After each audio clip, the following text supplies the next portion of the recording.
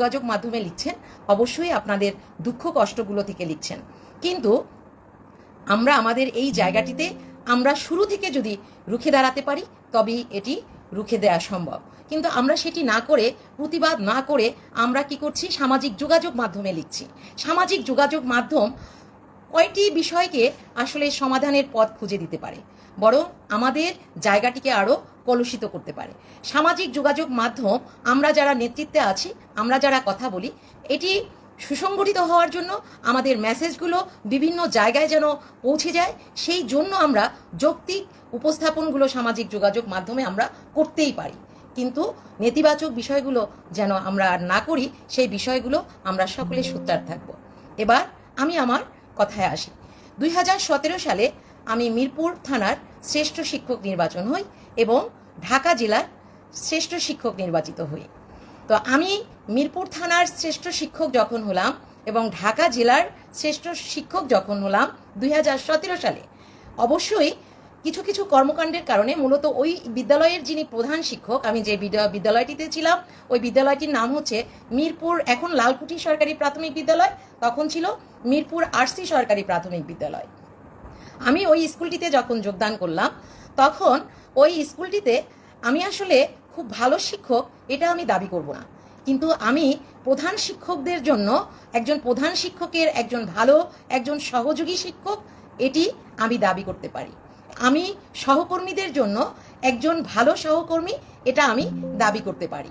আমি আমার অভিভাবকদের কাছে প্রিয় একজন শিক্ষক, আমি আমার শিক্ষার্থীদের কাছে যখন যেভাবে আমি যে বিদ্যালয়ে কাজ করেছি, আমি আমার শিক্ষার্থীদের কাছে প্রিয় শিক্ষক। আমি সবসময় আমি 3টা জায়গাকে ফোকাস করে আমি আমার শ্রেষ্ঠ শিক্ষক নির্বাচনের জায়গাটিতে এগিয়েছি। আমি আমার প্রথমে প্রধান শিক্ষককে সবসময় সহযোগিতা করার জায়গাটিতে আমি নিরবচ্ছিন্ন থেকেছি। দ্বিতীয়ত, আমি আমার সহকর্মীদের সাথে সবসময় সুন্দর সুসম্পর্ক, একটি সম্পর্ক বজায় রেখে আমি আমার কর্মপরিধির জায়গাটিতে আমি মসৃণ রেখেছি। পাশাপাশি আমি আমার শিক্ষার্থীদের আমি মূল্যবোধের জায়গাটি তৈরিতে এবং সবসময় প্রাণোচ্ছল একটি পরিবেশে বিদ্যালয়কে রাখার জন্য, কর্মপরিবেশটাকে সুন্দর রাখার জন্য আমি যাদের সাথে কাজ করেছি বা কাজ করি, আপনারা যদি আমার সহকর্মীদের সাথে আলাপ করেন, তারা বলবে আমি যেই দিন বিদ্যালয়ে যাই না তারা হাসে না। এটি আমি যতগুলো বিদ্যালয়ে কাজ করেছি, প্রতিটি সহকর্মীর সাথে, আমার অনেক সহকর্মী আপনাদের পরিচিত, তারা বলে তুমি যেদিন স্কুলে আসো না সেদিন স্কুলে হাসাহাসি হয় না। তো এটাও আমি মনে করি একটা কোয়ালিটি। এবং পাশাপাশি আমি মনে করি আপনি আপনার কর্মপরিধির মধ্য দিয়ে যখন আপনার বিদ্যালয়কে তুলে ধরতে পারবেন, আমি আমার মিরপুর যখন আরসি সরকারি প্রাথমিক বিদ্যালয়ে যোগদান করি, তখন পুরো বিদ্যালয়ের পুরো আমি জানতামই না শ্রেষ্ঠ শিক্ষক নির্বাচন প্রক্রিয়া কি, আমি কিছুই এ বিষয়ে আমার ধারণা নেই।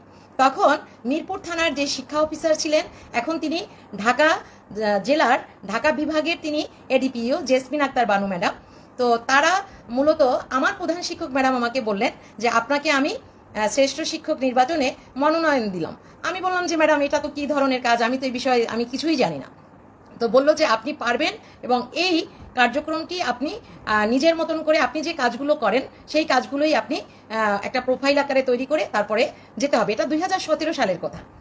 এরপরে পুরো থানা থেকে যখন জেলায় যখন নির্বাচনটা হলো, আমি বলবো ওই থানার যতগুলো শ্রেষ্ঠ শিক্ষক নির্বাচিত হয়েছে, ওই জেলার প্রতিটি, আমি মনে করি ঢাকা জেলাটি কিন্তু একটা বড় একটি, আপনারা জানেন ঢাকা জেলায় কিন্তু শিক্ষকদের, ঢাকা বিভাগ অন্যান্য বিভাগদের তুলনায় কিন্তু সব জায়গায় প্রতিযোগিতা হয়, এখানে প্রতিযোগীর সংখ্যা অনেক অনেক বেশি।